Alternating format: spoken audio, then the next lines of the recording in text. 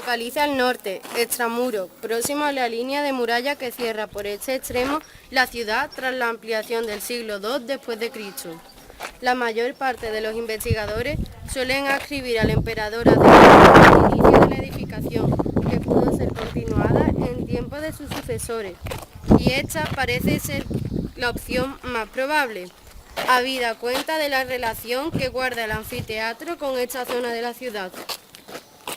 Otros autores lo encuadran en la época de su antecesor, Trajano, el primer italicense que alcanzó la dignidad imperial, y aún otros se decantan por la etapa de la dinastía anterior, la Flavia, encabezada por uno de los grandes reformadores del imperio, el emperador Vespasiano, en cuya época alcanzaron importantes dignidades los Ulpios y los Aelios. Sea como fuere, no cabe duda de que el edificio fue instalado en un lugar muy apto, una estrecha vaguada situada al norte de la ciudad, junto a la nueva urbanización y a menos de 300 metros de la zona más antigua.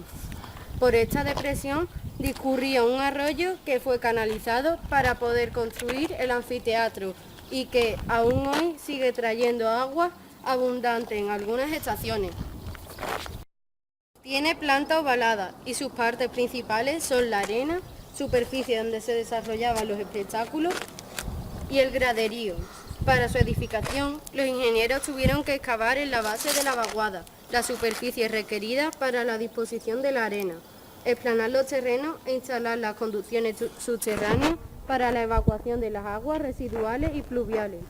Luego fue erigido el graderío, apoyado en la estructura, al menos hasta media altura, en las laderas preparadas previamente. Las fachadas, levantadas en los extremos libres entre las dos elevaciones, fueron asentadas sobre una sólida cimentación insertada a tal efecto en el terreno margoso.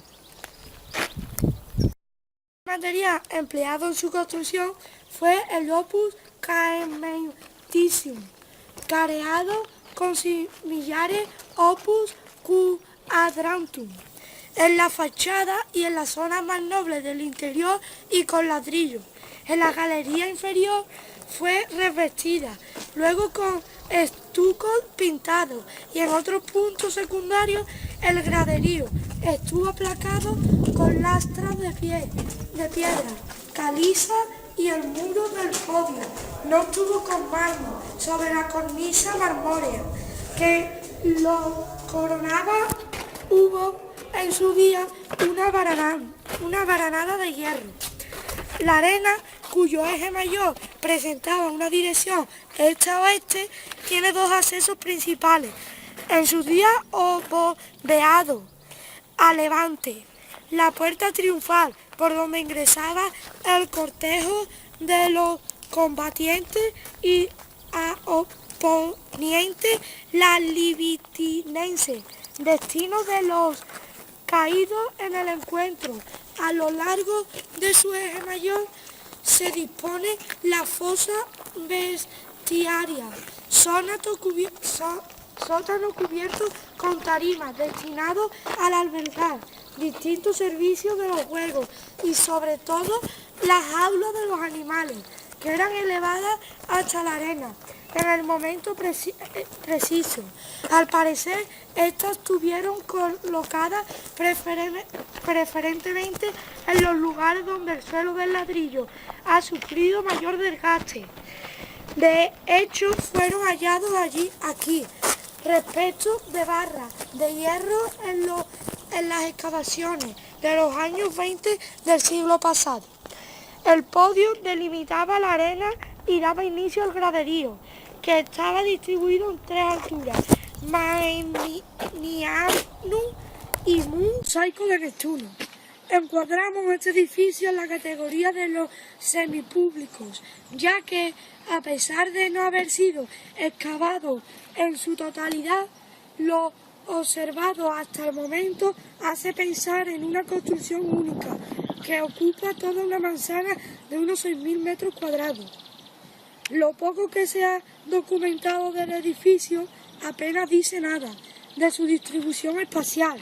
Si exceptuamos los datos del sector occidental, dedicamos a una zona de baño, de cuidada factura. Han sido cavadas en este área un tempidarium y un caldarium, que conservan los pilares de ladrillo del hipocaustum, y un sector de área fría, o frigidarium, decorado con el mosaico que da nombre al inmueble y que se encuentra entre los principales de la ciudad. La presencia del área termal, una sala documentada hacia el centro del edificio con elaborados mosaicos, y ya en el flanco norte un aljibe de considerables proporciones y de potencia estructural refuerzan la hipótesis de que este gran mosaico que representa al dios Neptuno y su cortejo de criaturas marinas. En blanco y negro, salvo la figura del dios, policroma, representa este continente conduciendo un carro tirado por dos hipocampos. A su alrededor, centauros, carneros, toros y otros animales terrestres han sido transformados en habitantes del mar al sustituir sus cuartos traseros por colas de pez. Conviven en las profundidades acuáticas con delfines, peces, moluscos y crustáceos. Se piensa que se corresponde con el frigidarium del área termal. El mosaico representa una ciudad murada con torres, posiblemente la capital del reino de Minos, puesto que en el interior se dispone un laberinto que, distribuido en 4 cuadrantes, ciñe un emblema central donde en su día estuvo representado el héroe ateniense Teseo, vencedor del Minotauro. La Casa de los Pájaros. Edificio residencial de casi 1.700 metros cuadrados de superficie, incluyendo los locales comerciales, que ocupa la mitad occidental de una manzana del Cardo Máximo, al sur del edificio del mosaico de Neptuno. A diferencia de la Casa del Planetario, este edificio solo alberga tabernáis a ambos lados de su entrada principal, habiéndose documentado en una de ellas un pequeño horno de pan. En la fachada principal, la entrada da paso a un gran vestíbulo, desde el que se accede al peristilo. En el subsuelo del jardín central hay un aljibe de considerables proporciones, donde se almacenaba el agua de lluvia recogida bien directamente, bien por medio de canalones, y en la superficie un pozo permitía su extracción para el uso doméstico.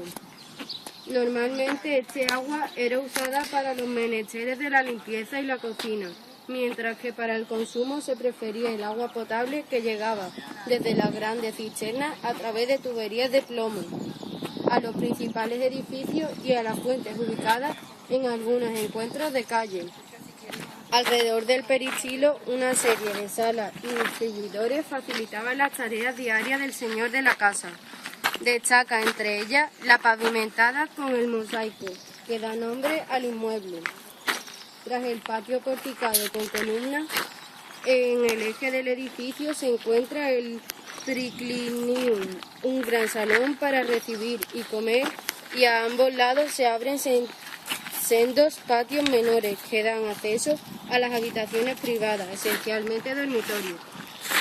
El triclinium, que estuvo revestido con placas de mármol gris y blanco en las paredes con mosaicos en el suelo, quizá contara con una característica común en los triclinias de filiación griega, la apertura de ventanales en los muros laterales para poder observar los patios laterales. Estos quedarían así incorporados a la sala comedor, que, con su frente abierta al jardín del peristilo, gozaría durante buena parte del año de las ventajas de los triclinios de verano.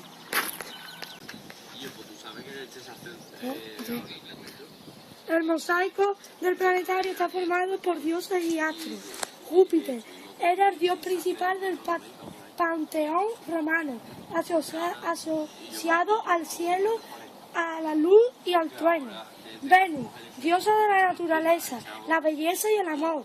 Saturno, dios protector del campo y los cultivos. Helio, el sol, el ojo que todo lo ve. Selene, la luna, asociada a la magia y el mundo femenino. Marte, dios de la guerra y de la juventud y protector de Roma. Mercurio, protector de los caminos de los viajeros y el comercio y mensajero de Júpiter. Edificio residencial de casi 1.600 metros cuadrados de superficie, excluyendo las tabernae, mucho más numerosas que en la Casa de los Pájaros, que ocupa la mitad occidental de una manzana situada entre el anfiteatro y el templo dedicado a Trajano. Recibe su nombre de uno de los mosaicos que contiene, el de los dioses identificados con los planetas y los días de la semana. Este edificio ejemplifica perfectamente lo que debió ser la secuencia constructiva habitual en este sector de Itálica. El barrio fue proyectado quizá ya en tiempos de Trajano, 98-117 después de Cristo. La urbanización iniciada con él o con Adriano, 117-138, y durante el gobierno de este emperador serían erigidos también muchos edificios, pero otros no fueron construidos hasta unos años después, con Antonio Pío, 138-161, como parece ser el caso de la Casa del Planetario, o incluso más adelante.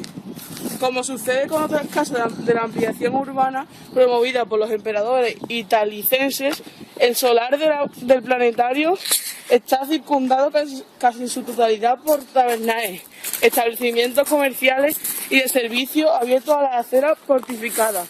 Concretamente, en el caso de esta manzana, ha sido identificada, entre otros espacios, una panadería en el ángulo suroeste. Tras el ingreso a través del ostium o entrada, se llega al vestíbulo y después al tablinum, una sala de recepción y tránsito abierta al peristilo. En torno a este amplio patio fortificado con columnas y jardín central se distribuían las diversas áreas domésticas, organizadas casi siempre a su vez por medio de patios menores. Las dos más occidentales son las mejor conocidas, siendo entre ellas casi idénticas al atrio, espacio cuadrangular con una abertura en la cubierta para permitir el paso del aire, la luz y el agua de lluvia. Se abre un salón lateral con el mosaico del planetario y dos dormitorios con puertas a una sala trasera de mayor tamaño. La identidad de las casas de este sector de Itálica se aprecia, además de por otras características, por su ornamentación, de la que quedan vestigios de los pavimentos.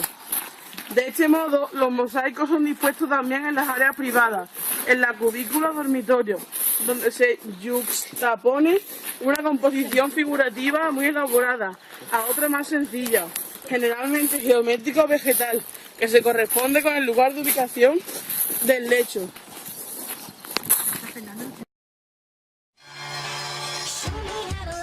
Turning all the time and turning all against one isn't that hard to change.